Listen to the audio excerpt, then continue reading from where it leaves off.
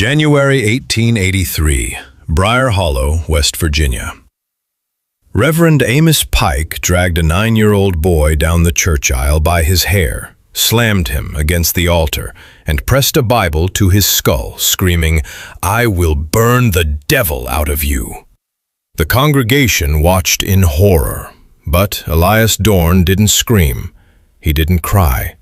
He looked straight into Pike's eyes and said, 27 men will die under the mountain, and you cannot stop it.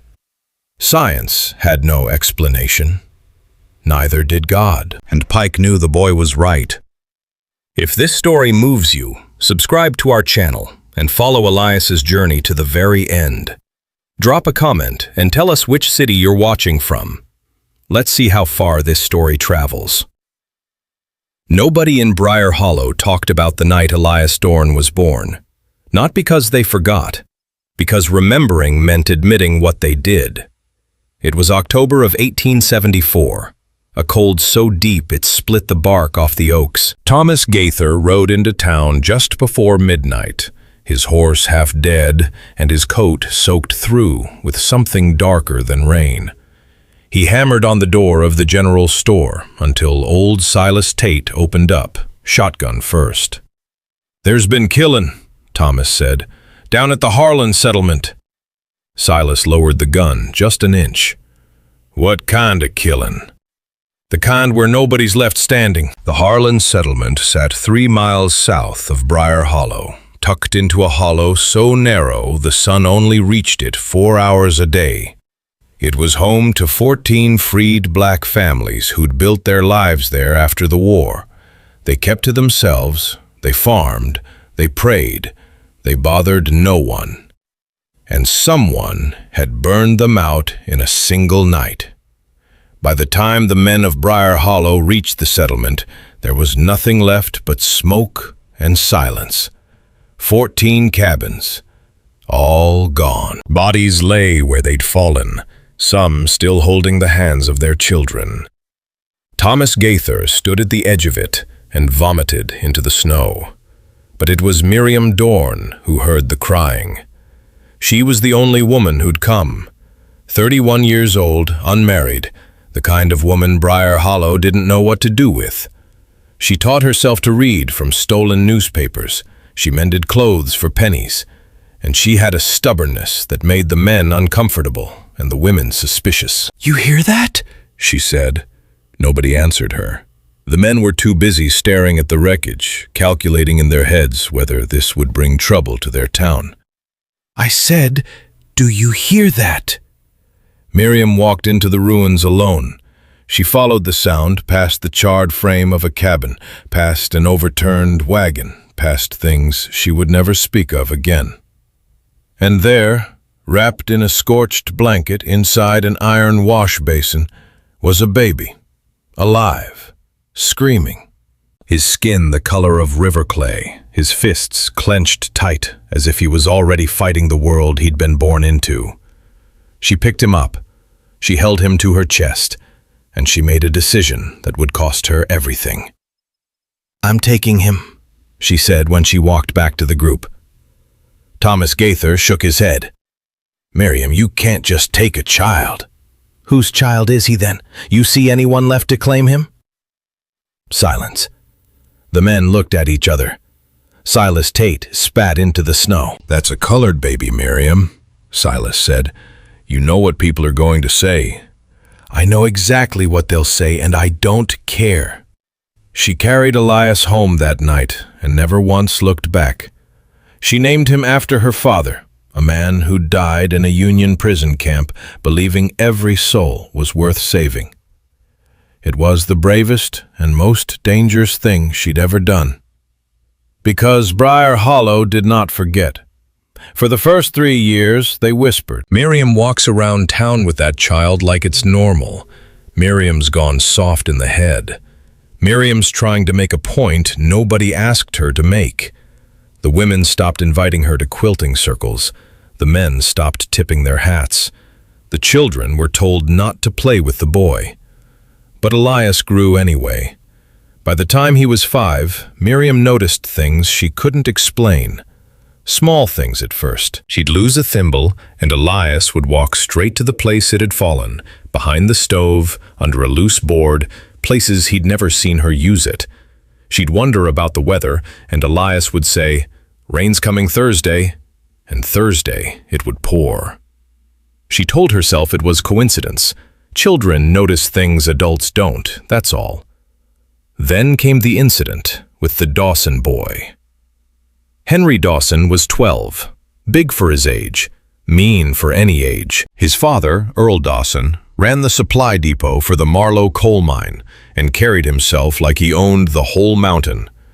Henry had inherited his father's size and his mother's cruelty. He'd cornered Elias behind the schoolhouse one afternoon, the way he did every week. "Hey, wash basin baby," Henry said. He always called him that. "Your mama find you in the trash again today?" Elias didn't answer. He'd learned that silence was safer than words. Henry shoved him. "I'm talking to you, boy. You deaf or just stupid?" Elias hit the ground. He tasted dirt. He felt the familiar sting of a split lip. And then something happened that Henry Dawson would never forget. Elias looked up at him, and his eyes changed. Not the color, something behind them, like a door opening to a room that shouldn't exist. "Your daddy hits your mama," Elias said. His voice was calm, flat, like he was reading from a page. "Every Saturday night, after the bottle's empty. She hides the bruises with flour paste. Last Tuesday, he broke her wrist. She told Doc Henley she fell on the ice." Henry's face went white. He stumbled back like he'd been shot. "You shut your mouth." "She prays every night that he'll die in the mine. She prays for a cave-in. She prays for God to crush him under the mountain." Henry ran.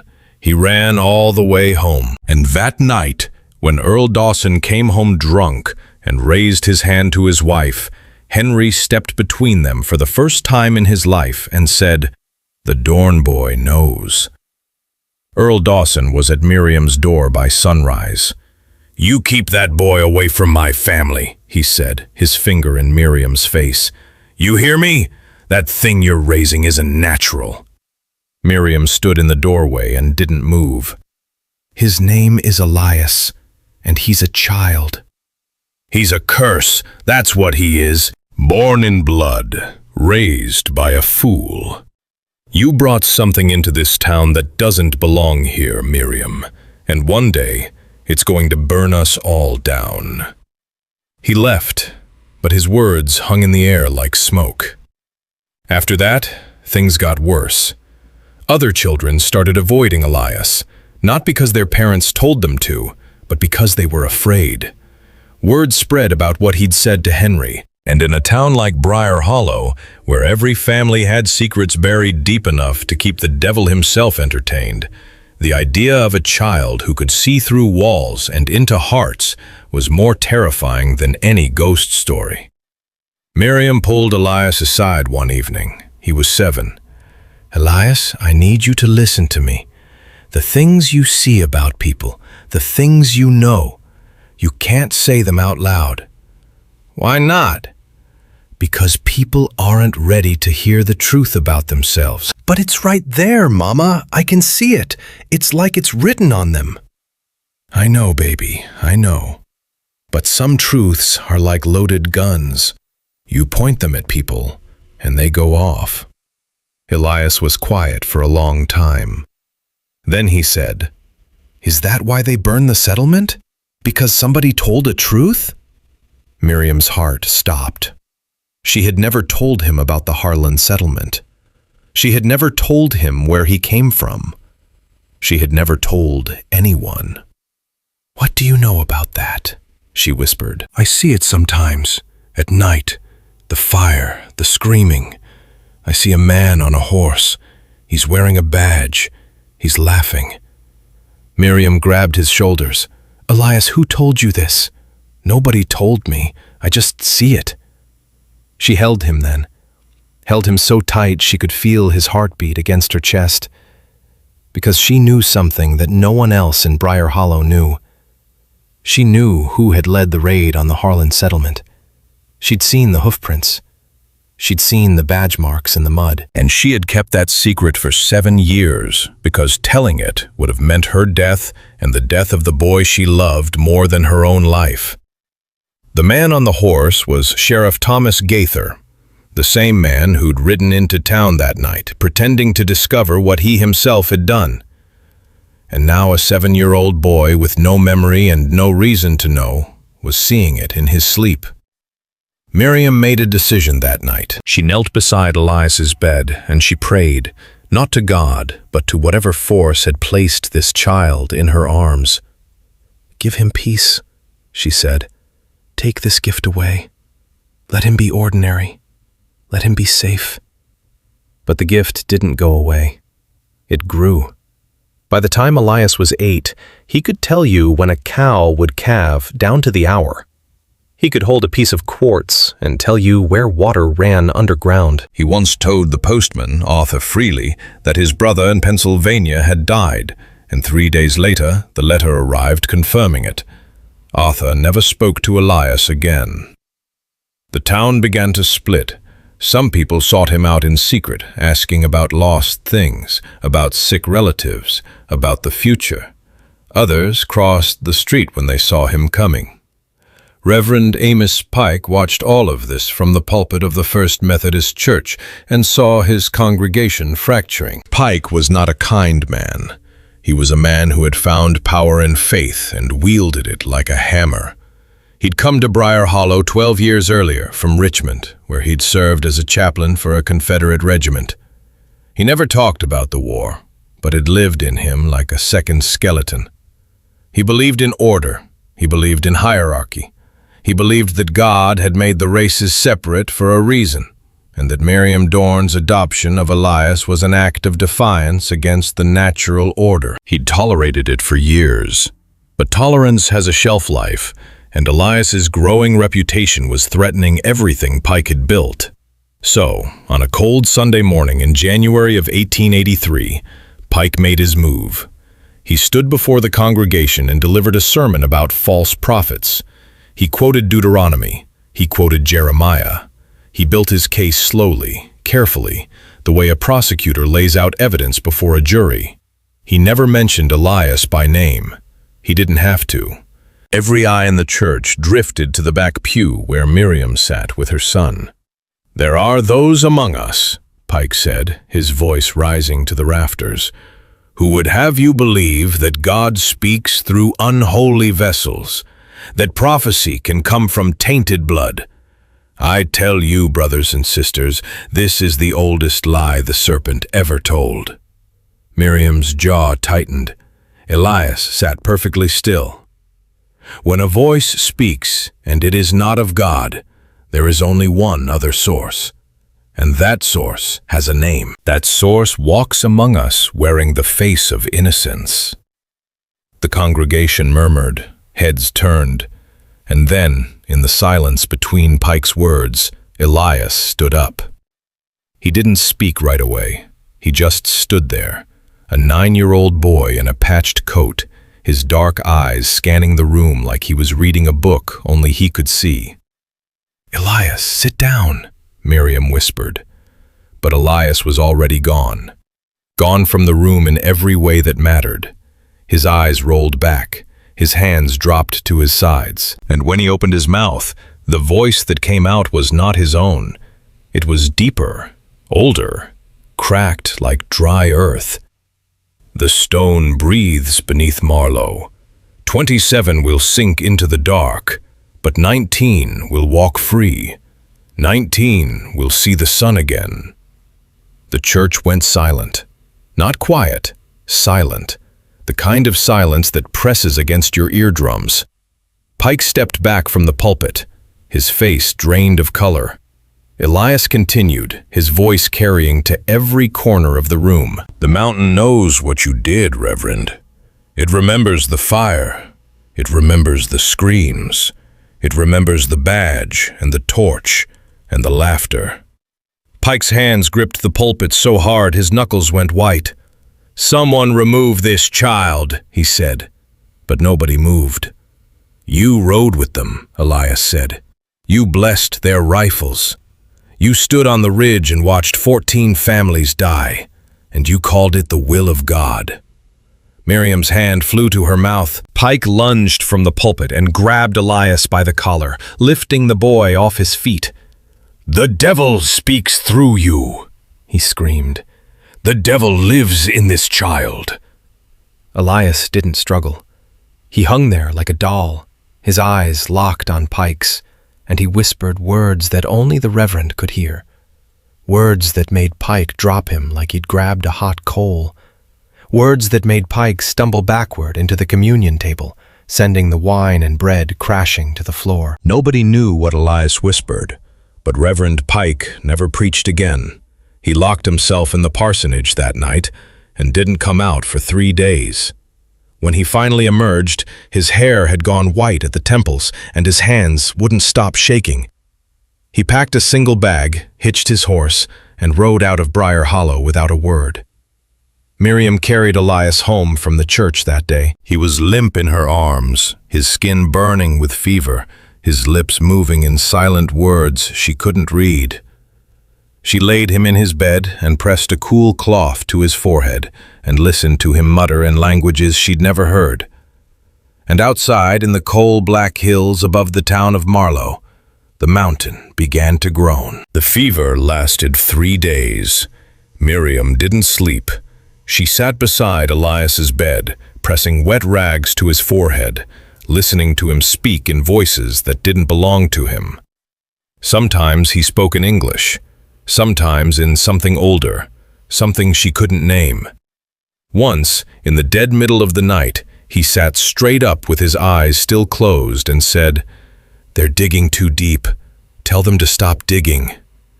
Then he collapsed back onto the pillow and didn't move for 6 hours. On the 4th morning, Elias opened his eyes. He looked at Miriam like he didn't recognize her. Then he said, "Mama, I'm hungry." And just like that, he was a boy again. But Brier Hollow was no longer the same town. Word had spread fast.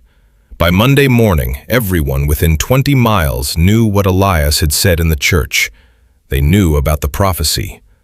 27 will sink, 19 will walk free. And they knew what he'd said to Reverend Pike. The accusation, the fire, the Harlan settlement, the badge and the torch. Sheriff Thomas Gaither heard about it before noon. He was sitting in his office when his deputy, Cal Fenton, walked in and set a cup of coffee on the desk. Cal didn't sit down. He just stood there, shifting his weight from one boot to the other. "Spit it out, Cal," Gaither said. "The Dorne boy said some things in church yesterday." "I heard." "He said some things about you, Tom." Gaither's hand stopped halfway to the coffee cup. He didn't look up. "What kind of things?" "The kind of things that'll get people asking questions." Gaither was quiet for a long time. Then he picked up the coffee, took a slow sip, and set it down. "He's a 9-year-old boy, Cal. A half-breed orphan raised by a spinster. Nobody's going to believe a word that comes out of his mouth. They believed the part about the mine. That hit different." Gaither's jaw tightened. "The mine hasn't collapsed." "Not yet." The silence between them was thick enough to cut. Cal finally sat down. "Tom, I was there that night. I rode with you. I've kept my mouth shut for 9 years because you told me it was the right thing. You told me those people were stealing. You told me they had weapons. They did have weapons. They had hunting rifles, Tom, same as every family in this county. We burned 14 families alive over hunting rifles and a rumor." Gaither stood up so fast his chair hit the wall. "You watch your mouth. You were there by choice. Nobody put a gun to your head." "No. You put a badge on my chest and told me it was duty. There's a difference." Cal walked out. He didn't slam the door. He closed it quietly, which was worse. Gaither stood alone in his office, his hands flat on the desk, his breathing heavy. He'd carried this secret for 9 years. He'd built his entire life on top of it. His reputation, his authority, his marriage, all of it rested on the silence of men who'd ridden with him that night. And now a child born from the ashes of the very thing he'd destroyed, was pulling it all into the light. He opened his desk drawer and took out his revolver. He checked the chambers, all 6 loaded. He set it on the desk and stared at it for a long time. Then he put on his hat and walked to Elias Dorne's house. Miriam saw him coming through the window. She recognized his walk, that slow, deliberate stride of a man who believed the ground belonged to him. She wiped her hands on her apron and opened the door before he could knock. "Sheriff?" "Miriam?" "Elias is sleeping." "I'm not here for Elias. I'm here for you." He stepped inside without being invited. Miriam didn't back away. She'd spent 9 years afraid of this man. Today, something had shifted. She could feel it in her chest, a hardness that hadn't been there before. "Your boy made some accusations in church," Gaither said. "Serious accusations." "He's 9 years old." "That's not an answer." "It's the only one you're getting." Gaither moved closer. He was a tall man, broad-shouldered, and he used his size the way all bullies do, as a statement before the first word. "Miriam, I've let you keep that boy out of the goodness of my heart. I could have taken him from you the day you brought him home. A colored child raised by a white woman in this county? Judge Hartley would have signed the papers in 5 minutes. So why didn't you?" "Because I'm a merciful man." "No, because you were afraid. You were afraid that if anyone looked too closely at where Elias came from, they'd start asking what happened to the people who lived there before him." The air between them changed. Gaither's hand drifted to his belt near the holster. Miriam saw it. She didn't flinch. "You're playing a dangerous game," he said. "I'm not playing anything. I'm raising a child. You're the one who rode out to the Harlan settlement with a torch and a Bible verse. You're the one who watched women and children burn. Don't come into my house and talk to me about danger." Nobody had ever spoken to Thomas Gaither like that. Not his wife, not his deputy, not a single man in Brier Hollow, and certainly not a woman. He stood there, stunned, his mouth working around words that wouldn't come. "Get out of my house," Miriam said. He left, but they both knew he'd be back. 2 days passed. The mine at Marlow kept running. The men went down every morning and came up every evening, covered in coal dust and coughing black. Nobody talked about Elias's prophecy underground. That was superstition, and miners were the most superstitious men alive. Talking about a collapse was the surest way to cause one. But above ground, the talk was relentless. In the general store, at the feed depot, in the back pews of the now empty church, people argued. They took sides. Some said Elias was touched by God. Others said he was possessed. A few, mostly the older women who remembered the old ways, said he was something else entirely, something that had no name in English. Martha Gaither, the sheriff's wife, came to see Miriam on Thursday. She came alone, after dark, wrapped in a shawl and looking over her shoulder every few steps. Miriam let her in without a word. "I need to see the boy," Martha said. "Why?" Martha's hands were shaking. She pulled them inside her sleeves to hide it. "My daughter, Louise, she's been sick for 3 months. Doc Henley says it's consumption. He says she won't last the winter." "I'm sorry, Martha, truly, but Elias isn't a doctor. He's something. I don't know what, but he's something." Miriam hesitated. Every instinct told her to refuse. Every time Elias used his gift, it cost him. The fevers, the voices, the way he'd disappear inside himself for hours afterward. But Martha's eyes were those of a mother watching her child die, and Miriam knew that look. She'd worn it herself every time the town turned on Elias. "Wait here," she said. She brought Elias out. He was still pale from the fever, thin as a fence rail, his eyes too large for his face. He looked at Martha, and something passed across his features, a recognition, a sadness that no child should carry. "Your daughter isn't sick," Elias said. He said it simply, the way you'd say the sky is blue. Martha blinked. "What do you mean? She can barely breathe. She coughs blood." "She's not sick. She's being poisoned." The word hung in the air like a gunshot. "That's impossible," Martha said.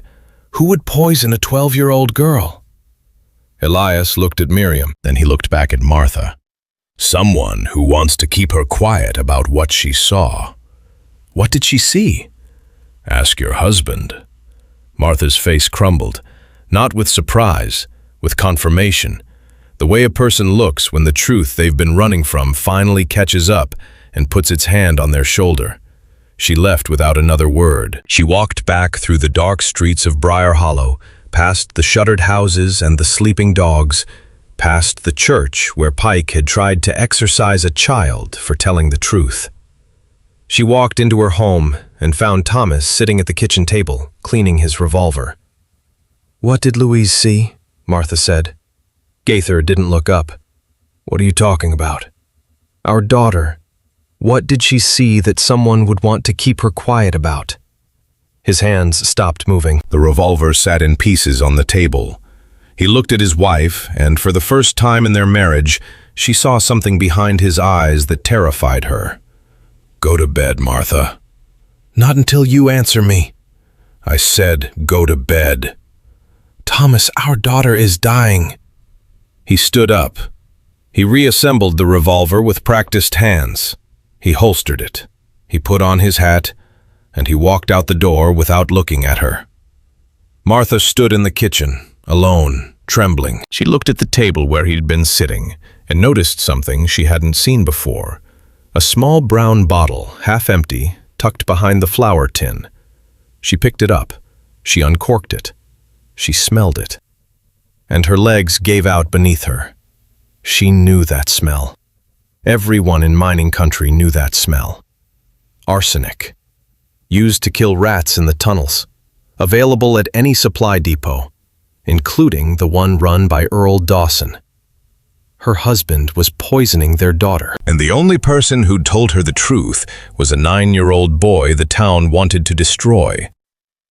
That same night, 4 miles east, the Marlow mine began to make sounds. Low, grinding sounds that came from deep in the earth. The night watchman, a man named Otis Freely, pressed his hand against the entrance beam and felt it vibrating. He'd worked mines for 30 years. He knew what that vibration meant. He ran to the foreman's house and pounded on the door. "The mountain's moving, sir." "We need to shut it down." The foreman, a company man named Jessup Clark, rubbed his eyes. "You wake me up for a rumble? Mountains rumble, Otis. That's what they do." "This ain't a rumble. This is the earth talking, and she's saying, get out." Clark slammed the door in his face. Otis stood there, breathing hard, his hands still shaking from what he'd felt. He thought about Elias Dorne. He thought about the words that had echoed through the church. 27 will sink, 19 will walk free. He thought about his 2 sons who were scheduled to go down the shaft at dawn. He went home. He woke his boys. He told them they weren't going to work tomorrow. "Pa, we'll lose our wages," his oldest said. "You'll keep your lives. That's worth more than wages." Across Brier Hollow, in her small house at the edge of town, Miriam tucked Elias into bed and kissed his forehead. He was cool now. The fever had broken, but his eyes were open, staring at the ceiling, seeing something she couldn't see. "It's starting, Mama," he whispered. "What's starting?" "The mountain is waking up. and she's angry." Miriam held his hand and said nothing, because there was nothing left to say. The truth was coming, all of it, and Brier Hollow wasn't ready. The secrets buried beneath that town were older than the coal, older than the settlement, older than the sin that built every house on every street. And a boy with no blood ties to any of them was the only one who could hear them screaming. The mountain gave its first warning at 4 in the morning, a sound like a giant exhaling through broken teeth. Otis Freely heard it from his bed and pulled his sons closer. Half a mile away, the night shift foreman at Marlow logged it as minor settling and went back to his coffee. By dawn, 46 men were walking toward the mine entrance. 46 lunch pails, 46 pairs of boots, 46 wives and mothers standing in doorways, watching them go the way they always did. With that particular silence women learn when the men they love disappear underground every day and might not come back. Elias was awake before sunrise. Miriam found him standing at the window, his palms pressed flat against the glass, his breath fogging the cold pane in uneven bursts. "How many are going in?" he asked. "I don't know, baby." 46. "But not all of them are going to stay." Miriam gripped the back of a chair. "Elias, what do you see?" "Some of them are already dead, Mama. They just don't know it yet." She wanted to grab him. She wanted to shake him and say, "Stop! Stop seeing! Stop knowing!" But she couldn't, because every time she looked into his eyes, she saw something ancient staring back, something that had chosen this boy for reasons she would never understand. "Can we warn them?" she asked. "I tried, in the church. Nobody listened. Then we try again." Miriam threw on her coat and walked straight to the Marlow mining office. Jessup Clark was behind his desk, a company man with company loyalties and a company spine. He looked up when Miriam burst through the door, and his expression went from surprise to irritation in half a second. "Mrs. Dorne, this is a mining office, not a social hall." "Shut the mine down." Clark laughed. Actually laughed. "Excuse me? The support beams are failing. The mountain is shifting." "If those men go down today, some of them are not coming back up." "And you know this how? Did your crystal ball tell you?" "My son told me." Clark leaned back in his chair. "Your son? The boy who had a fit in church and scared half the county, that son?" He was right about Reverend Pike. He was right about every single thing he's ever said. And he's telling me that mountain is going to kill people today. Clark stood up. He was done being amused. "Mrs. Dorne, I answer to the Eastern Coal Company out of Richmond. They don't shut down operations because a woman walked in with a bedtime story from her troubled child. Now get out of my office before I have you removed." Miriam didn't move. "When those men die, remember this moment. Remember you could have stopped it." "Get out." She left. She walked to the mine entrance, where the morning shift was gathering. Men she knew. Men who'd grown up alongside her. Men who avoided her eyes because of the boy she'd raised, but who still tipped their hats out of habit. "Listen to me," she called out. "Please, my son saw something. The mine isn't safe today." Some men stopped. Most didn't. One of them, a young father named Will Hastings, turned to her. "Miriam, I got 3 children and a wife who needs medicine. I can't afford to miss a day on the word of a boy. And if it's your last day?" Will looked at her for a long moment. Then he turned and walked into the mine. 46 men entered. Miriam counted every one. Back in Brier Hollow, Sheriff Gaither had a different problem. Martha hadn't spoken to him since the night before. She'd slept in Louise's room, curled around her sick daughter like a shield. When Gaither tried the door at sunrise, it was locked. "Martha, open this door." Silence. "Martha, I'm not going to ask again." The door opened. Martha stood there with the brown bottle in her hand. She held it up between them like evidence in a trial. "How long?" she said. "I don't know what you're talking about." "How long have you been putting this in her food?" Gaither's face went through 3 expressions in 2 seconds: surprise, anger, and then something cold, something calculated. Something that Martha had seen glimpses of for 20 years, but had never faced directly. "Put that down," he said. "She's your daughter, Thomas." "She saw me, Martha."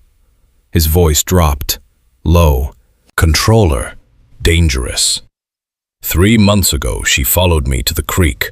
She saw me meeting with Earl Dawson and Judge Hartley. She heard us talking about the Harlan settlement, about what we did, what we buried." Martha's hand started shaking. The bottle clinked against her wedding ring. "So your answer was to poison your own child?" "My answer was to protect this family."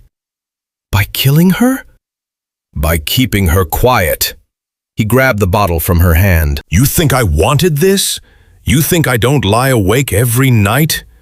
But if Louise talks, we all hang. Me, Cal, Dawson, Hartley, every man who rode that night. And you'll be the wife of a murderer. Is that what you want?" Martha stepped backward. Her hip hit the dresser. She looked down at Louise, 12 years old, her face gray, her breathing shallow, her body being slowly consumed by the poison her own father put in her soup. "I want my daughter to live," Martha whispered. "Then keep her mouth shut, and yours." He took the bottle and walked out. Martha stood there, her whole body shaking, staring at the space where her husband had been. Then she looked at Louise. The girl's eyes were open. She'd heard everything.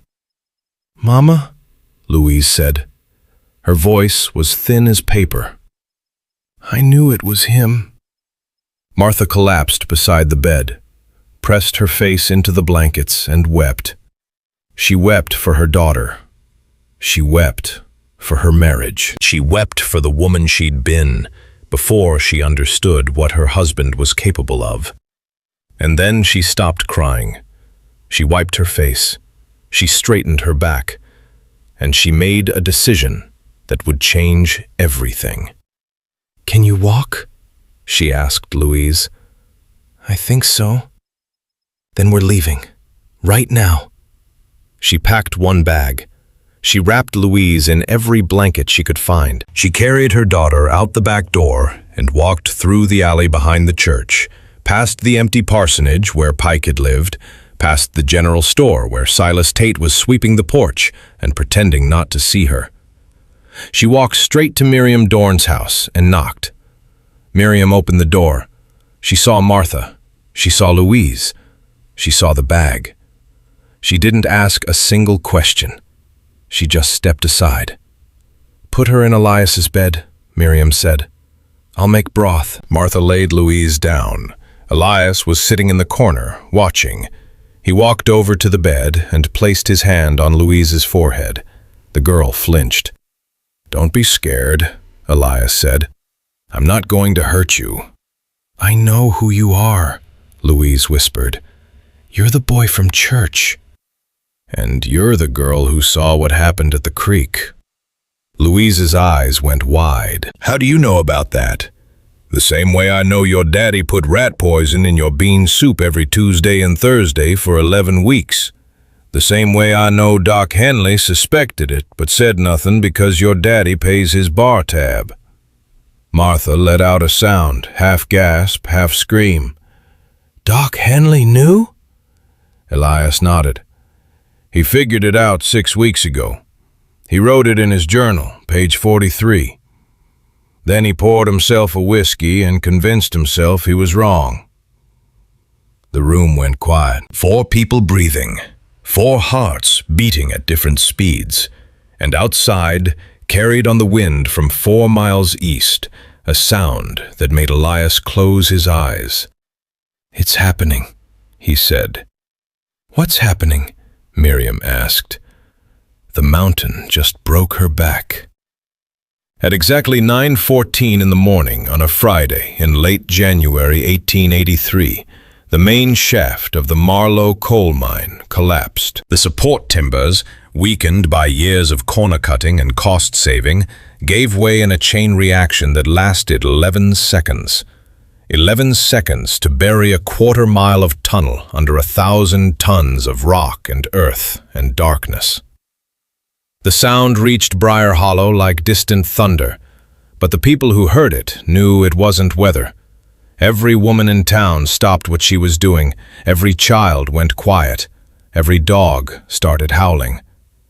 Miriam grabbed the doorframe, Martha pulled Louise to her chest, and Elias sat perfectly still, his eyes closed, his lips moving silently, counting. 27, he said. 27 are trapped. Men poured out of Brier Hollow toward the mine. Gaither was among them, his badge catching the weak winter sun, his face grim and focused. Whatever he was at home, out here he was still the sheriff, and the sheriff was needed. At the mine entrance, chaos. Jessep Clark was screaming orders that nobody followed. Women from the mining camp were already arriving, their faces white, their hands clutching each other. The rescue began immediately, men grabbing picks and shovels and ropes, tearing into the collapsed tunnel with their bare hands when the tools weren't enough. Hours passed. They pulled out the first survivor at noon, a man named George Adkins, covered in dust, coughing blood, but alive. Then another, then two more. Each man who emerged was met with screams and tears and prayers, and each time someone was counting. Otis Freely stood at the edge of the rescue, his two sons beside him, alive because he'd listened to a boy. He counted every man who came out. He counted every body they carried. By nightfall, the final number was clear. 27 men had been trapped in the collapse. 8 were pulled out dead. 19 walked free, exactly as Elias had said. The realization hit Brier Hollow like a second collapse. In the church, he'd said it plainly. 27 will sink. 19 will walk free. And they'd called him possessed. They'd let Pike drag him by his hair. They'd turned their backs. Otis Freely walked to Miriam's house that evening. His eyes were red, his hands were raw from digging. He stood on her porch and took off his hat. "I came to thank your boy," he said. "He's sleeping." "I know. Just tell him Otis Freely said thank you. Tell him my boys are alive because of him." Miriam nodded. Otis put his hat back on and walked away. Halfway down the road, he stopped and turned back. Miriam, the things he said about the sheriff, about the Harlan settlement, were those true too? Miriam held his gaze. Everything Elias says is true. That's his burden. Otis stood there, absorbing this. Then he walked into the dark, carrying a new weight on his shoulders. Because if Elias was right about the mine, then he was right about the massacre. And if he was right about the massacre, then the man wearing the badge in this town had blood on his hands that no amount of authority could wash off. And somewhere in Brier Hollow, in a locked office with the curtains drawn, Thomas Gaither sat alone with his revolver on the desk and the walls closing in. The boy had been right. The boy was always right. And now the whole town knew it. He opened his desk drawer and pulled out a sheet of paper. He uncapped his pen. He stared at the blank page for a long time. Then he began to write. It was not a confession. It was a list. A list of every man who had ridden to the Harlan settlement that night 9 years ago. 12 names. 12 men who had carried torches. 12 men who had watched families burn. 12 men who had sworn an oath of silence. At the bottom of the list, he wrote one more name. The name of the man who had organized it all. the man who had told them the freed blacks were a threat. The man who had provided the kerosene and the matches and the moral justification. The name was not Thomas Gaither. It was Judge William Hartley. Gaither stared at the list until the ink dried. 12 names. 12 men still living in this county, still shaking hands at church, still kissing their wives goodnight, still pretending that October night in 1874 had never happened. And at the top of it all, Judge William Hartley, the man who had turned fear into a weapon and aimed it at 14 families who had done nothing but try to live. He folded the paper. He slid it into an envelope. He wrote no name on the outside. Then he placed it inside his Bible, in the Book of Judges, chapter 4, and locked it in his desk. It was not justice. It was insurance. Because Thomas Gaither understood something that most guilty men never learn. When the walls start closing in, you don't fight the collapse. You make sure you're not the only one buried. Morning came, and Brier Hollow woke to a different world. The mine disaster had broken something open in the town, cracked it down the middle like a rotten beam. 27 trapped, 19 survived, 8 dead. And the boy had called it, word for word, days before it happened. There was no denying it now, no hiding behind scripture, no blaming the devil. Elias Dorne had spoken the truth, and the mountain had confirmed it with blood. Otis Freely was the first to act. He walked into the general store that Saturday morning and said, loud enough for every person inside to hear, "We need to talk about the Harlan settlement." Silas Tate dropped a jar of molasses. It shattered on the floor. Nobody moved to clean it up. "Otis, that's old business," Silas said. "It's unfinished business. And that boy has been telling us so." 3 men stood up and walked out. 2 stayed. The ones who stayed were miners.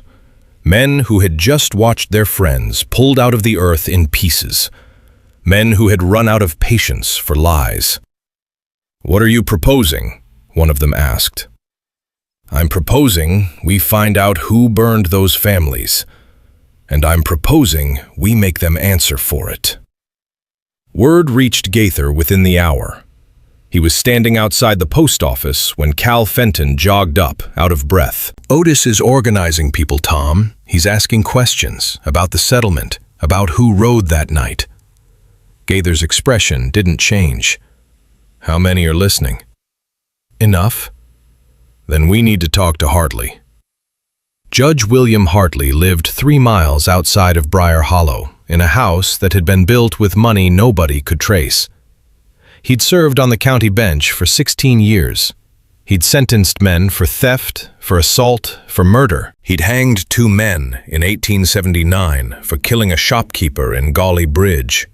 And 9 years earlier, he'd sat in his parlor and drawn a map of the Harlan settlement, marking every cabin, every path, every exit, and handed it to Thomas Gaither with 3 words: "Clean it out." When Gaither arrived at Hartley's house that afternoon, the judge was sitting on his porch with a glass of bourbon and a face carved from stone. He didn't stand up. "I heard about the mine," Hartley said. "The whole state heard about the mine. And the boy? The boy is the problem." Hartley sipped his bourbon. "The boy is a symptom. The problem is that woman. She took in a colored child from the ashes of something we did, and she raised him right under our noses. That was the mistake. That was the crack in the wall." Gaither sat down without being invited. "People are asking questions, William. Real questions. Otis Freely is putting a group together." "Otis Freely is a coal miner with a 3rd-grade education. Nobody's going to follow him anywhere. They followed him into that mine for 30 years, and now his boys are alive because of Elias. That carries weight." Hartley set down his glass. "What are you suggesting?" "I'm suggesting the boy needs to go." Silence. Hartley looked at Gaither the way a snake looks at a mouse that just tried to negotiate. "You want to harm a child, Thomas? After everything? I want him gone. Sent away. An asylum in Richmond, a workhouse in Baltimore, anywhere but here. And the mother? She'll fight. Then we take the boy legally. I'm still the judge. I can declare her unfit. A white woman raising a colored child with no husband and no income? Any court in West Virginia would side with me." It was clean. It was legal. It was the kind of cruelty that wore a suit and carried a gavel. And it would have worked if Martha Gaither hadn't already made her move. While her husband sat on Hartley's porch plotting the removal of a child, Martha was at the telegraph office in Marlow. Her hands were steady now. The tears were gone. Something had replaced them, something harder, something that had been forged in the moment she found arsenic behind her flour tin. She sent 2 telegrams. The first went to the United States Marshal's office in Wheeling. The second went to a reporter at the Wheeling Intelligencer named Robert Pace, a man known for one thing: he never buried a story. The telegrams said the same thing. On October 17, 1874, 12 men, led by Sheriff Thomas Gaither and organized by Judge William Hartley, rode to the Harlan settlement and murdered 14 freed black families. 41 men, women, and children burned alive. The massacre was covered up by local authorities. Evidence exists. Witness available. She signed both telegrams with her full name, Martha Ellen Gaither, wife of the sheriff. Then she walked back to Miriam's house, sat down at the kitchen table, and said, "It's done." Miriam stared at her. "What did you do?" "What I should have done the night I married him." In the back room, Elias opened his eyes. He hadn't been sleeping. He'd been listening. Not to their voices, to something deeper, something that vibrated through the floor and the walls and the frozen ground beneath the house. He walked into the kitchen. Both women looked at him. He was 10 pounds lighter than he'd been a month ago. His eyes sat deep in their sockets. His hands trembled at his sides. Whatever gift he carried, it was consuming him from the inside. "They're coming for me," Elias said. Miriam's chest tightened. "Who?" "The sheriff and the judge. Tomorrow morning. They have papers." Martha covered her mouth. "Court papers? Already?" "The judge wrote them last night. He's going to say Mama is unfit. He's going to send me to a place in Richmond where they lock up children who are different." Miriam stood up. Her chair fell backward. "Over my dead body." "Mama, listen to me." Elias's voice had changed. Not deeper, not otherworldly, just older, tired, like a man who had carried a weight too long and was finally setting it down. "The marshal is coming. Martha's telegrams will reach Wheeling by tonight. Robert Pace will be on a train by morning, but the sheriff will come here first. Before any of them arrive, he'll come at dawn." Martha looked at Miriam. Miriam looked at Elias. The boy who had been found in an iron wash basin in the ruins of a massacre was now standing in a kitchen, predicting the movements of the men who had caused that massacre. And both women knew with absolute certainty that he was right. "Then we don't sleep," Miriam said. They didn't. They sat up all night, the 3 of them, with Louise resting in the back room, her breathing slightly stronger now that the poison had stopped. Martha cleaned Gaither's old hunting rifle that hung above Miriam's door. Miriam boiled coffee and loaded her late father's pistol. Elias sat by the window, watching the dark. At 4 in the morning, Elias spoke. "Cal Fenton is at the jailhouse. He's writing something." "Writing what?" Martha asked. "A confession." Deputy Cal Fenton had not slept either. He'd sat at his desk in the jailhouse, the same desk where he'd filed reports and cleaned his boots and pretended for 9 years that he was a lawman instead of a murderer. He'd listened to the town change around him. He'd watched the mine collapse confirm what the boy had prophesied, and he'd felt the ground shifting beneath his own feet. He wrote for 3 hours. He wrote about the meeting at Hartley's house. He wrote about the kerosene. He wrote about the ride. He wrote about what he saw when the first cabin caught fire and a woman ran out with a baby in her arms, and someone, he couldn't see who in the dark, shot her in the back. He wrote about the silence afterward, the oath they all swore, the lies they told their wives. He signed it. He dated it. He placed it in an envelope and addressed it to the United States Marshal, District of West Virginia. Then he took his badge off and set it on top of the envelope. Dawn came slow and gray.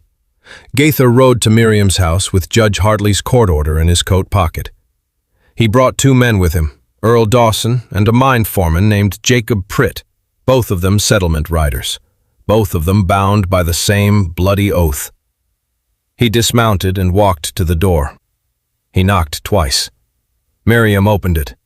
She had the pistol in her right hand held low against her thigh. "Morning, Miriam," Gaither said. "You're not taking him." "I have a court order signed by Judge Hartley." "Judge Hartley burned 14 families alive. His court orders don't mean anything." Gaither's eyes flickered to the pistol. "You really want to do this?" "I've been ready to do this for 9 years." Behind Gaither, Earl Dawson shifted on his horse. "Tom, let's just take the boy and go." "Shut up, Earl." Elias appeared in the doorway beside Miriam. He looked at Gaither. He looked at Dawson. He looked at Pritt. And then he did something nobody expected. He smiled. "The marshal left Wheeling at midnight," Elias said. "He'll be here by noon. The reporter is on the same train. Cal Fenton's confession is on your desk right now. And your wife sent 2 telegrams yesterday telling them everything." Gaither's face went white. He turned and looked at Dawson. Dawson looked at Pritt. Pritt was already backing his horse away. "He's lying," Gaither said, but his voice cracked on the second word. "You know I don't lie, Sheriff. You've always known." Gaither stood on that porch, and Miriam watched something break inside him. Not guilt. Men like Gaither didn't feel guilt. What broke was the illusion of control. For 9 years he had held this town in his fist. He had decided who spoke and who stayed silent. He had decided who lived, who died, whose daughter got poisoned, and whose truth got buried. And now a 9-year-old boy, born from the very ashes of his worst sin, had undone it all, simply by telling the truth. Gaither turned around. He got on his horse. He rode away without a word. He never reached the county line. Otis Freely and 11 miners met him on the road 2 miles east of town. They weren't carrying weapons. They didn't need to. They stood in the road, and they didn't move. Gaither pulled his horse to a stop and looked at them.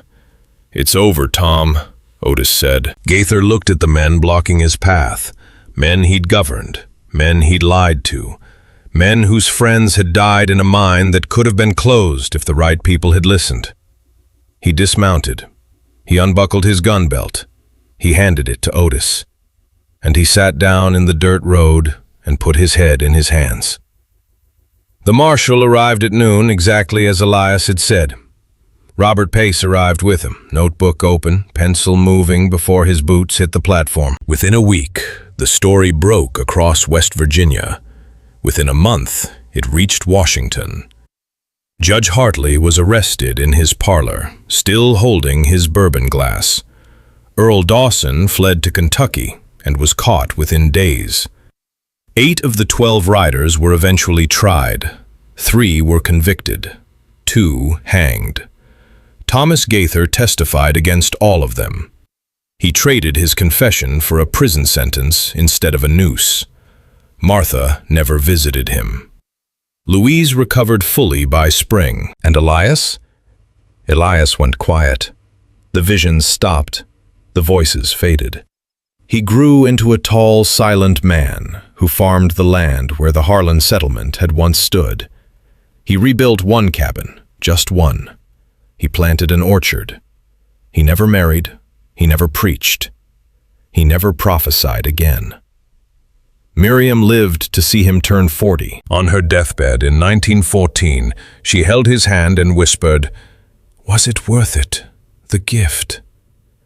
Elias looked at her with those same dark eyes, the eyes that had once seen through walls and into hearts and across time itself. "It was never a gift, Mama," he said. "It was a debt, and it's been paid." He buried her beside his cabin, on the land where he'd been born in fire and found in an iron wash basin. He carved her headstone himself. It read, "Miriam Dorne. She chose love when the world chose hate." Elias died in 1926. Nobody could explain what he was. Science couldn't, religion couldn't, the town couldn't, but the land remembered. And if you stood in the hollow on a quiet night, with the wind coming down from the mountains and the creek running low and slow over the stones, some people said you could hear it, a whisper, a counting. 27 will sink, but 19 will walk free. Not everything in this world is meant to be explained. Some truths come to us through voices we don't understand, carried by souls we don't deserve. Elias Dorne was one of those voices, and Brier Hollow, for all its sin and silence, was the place that finally learned to listen.